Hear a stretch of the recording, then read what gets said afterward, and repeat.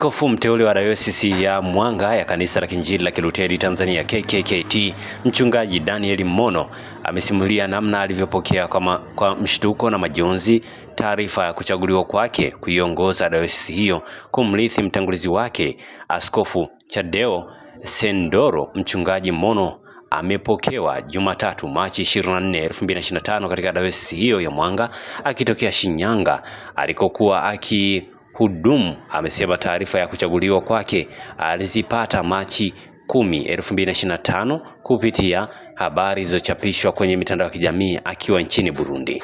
Mchungaji Mmono ambaye alikuwa msaidizi wa askofu Dayosisi ya Kusini Mashariki ya Ziwa Victoria Shinyanga alichaguliwa Machi 10, 2025 katika mkutano mkuu maalum ambapo alipata kura 127 za ndio sawa na 96.2 kati ya kura 132 zilizopigwa, huku kura za hapana zikiwa ni 5.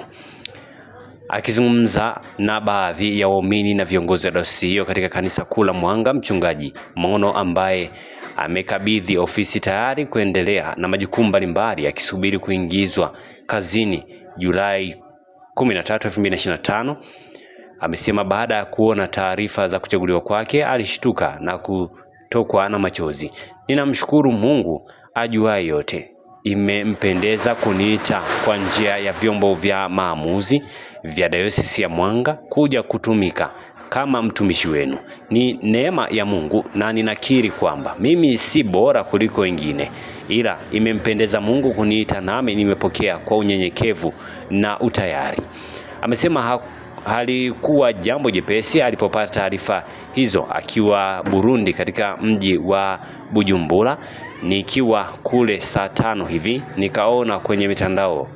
Kwa kweli ni jambo ambalo linipokea kwa mshtuko na waliokuwepo ni mashahidi, na leo Mungu ameniita na kunitia nguvu. Nilipokea kwa machozi mengi na leo nikamuuliza Mungu, mbona leo silii? Akaniambia ulilia imetosha. Hivyo nilipokea kwa unyenyekevu na shukrani. Ninawashukuru kwa mapokezi ya leo. Sikustahili haya. Mungu ambaye mmemtendea haya amepokea utukufu, na hili liwe mbegu ya kueneza Injili katika neno letu. Aidha, mchungaji huyo ametumia nafasi hiyo kuwaomba waumini wa Dayosisi ya Mwanga kumuomba na kumwombea na kumpa ushirikiano katika kipindi ambacho amepewa kuwatumikia, na kuahidi kuendeleza aliyoanzishwa na watangulizi wake na kuanzisha mengine kwa utukufu wa Mungu. Mimi na wenzangu tutaendelea hapa kwenda mbele kwa sababu kuna kazi zinaendelea. Tutaendelea kuzitekeleza kwa neema ya Mungu, na Mungu atusaidie, na kadri Mungu atakavyotujalia tutapanga pamoja kazi ya nyongeza ziungane na hizi zinazoendelea ili kumpa Mungu utukufu na kupeleka mbele gurudumu la Injili na mambo mengine katika dayosisi yetu.